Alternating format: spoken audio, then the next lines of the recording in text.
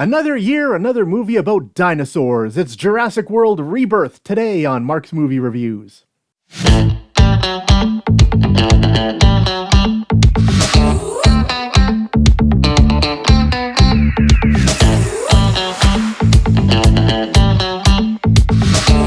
Good afternoon, ladies and gentlemen. Your old pal Mark Cappis here with another installment of Mark's Movie Reviews.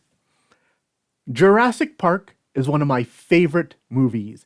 I always forget how much I love it until I watch it again. And that first film is just so innovative that a lot of people have forgotten the whole franchise it spawned. The sequels are fine, but they never really matched up to the brilliance of that original film.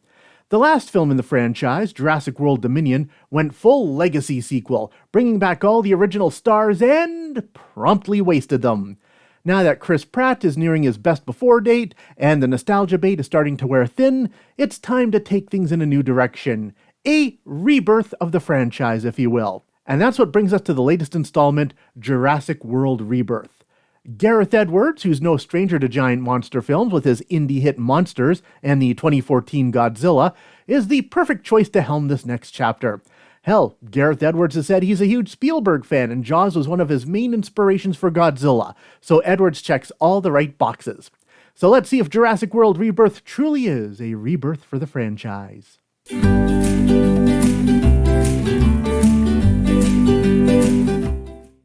Well, humans and dinosaurs coexisting, as we saw in Dominion, turned out to be short-lived. Dinosaurs are going extinct again because the world has changed a lot in the last 65 million years, and they're not used to the climate. Dinosaurs are now only thriving on a few islands near the equator, which have become a restricted area.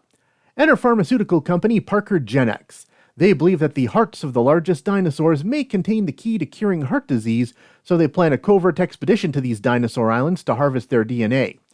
Leading the team is Soldier of Fortune Zora Bennett, and she's joined by dinosaur expert Dr. Henry Loomis and her old friend Sea Captain Duncan Kincaid. On their way to the island, they rescue a shipwrecked family and become the caretakers as they trek their way across the island. But it turns out, this is no ordinary island. As one of the first InGen research facilities, this is where they first started creating dinosaurs in a lab, and as such, created several vicious mutants in the process. Can our heroes harvest their genetic samples and get off the island without becoming Dino Chow?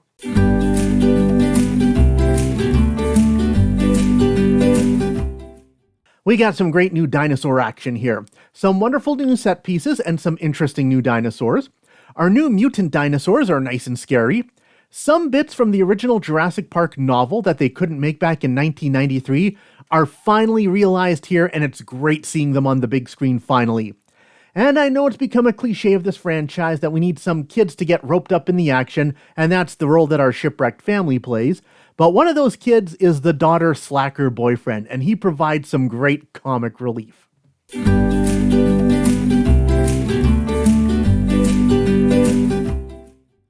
So, Gareth Edwards also directed Rogue One, a Star Wars story. I know it's the most beloved film of the Disney Star Wars era, but I have issues with it. And I have that same issue with Jurassic World Rebirth. Edwards likes to have a very linear, straightforward plot.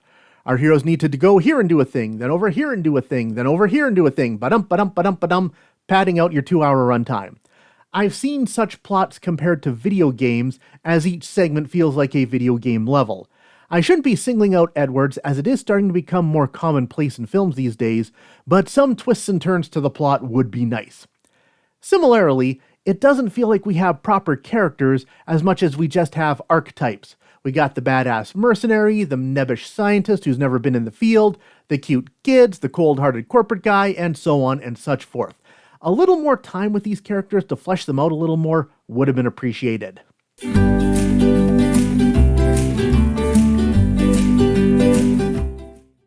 I got a real strong Jurassic Park 3 vibe from this one. We got our people on a mission, going to the island full of dinosaurs. They've got the Jurassic formula down pat now. We go to the island full of dinosaurs, all hell breaks loose, and now we have to escape the island full of dinosaurs. The film offers very little in the way of surprises, but hey, I still love dinosaurs and I still had a whole lot of fun. 3 out of 4 nibs.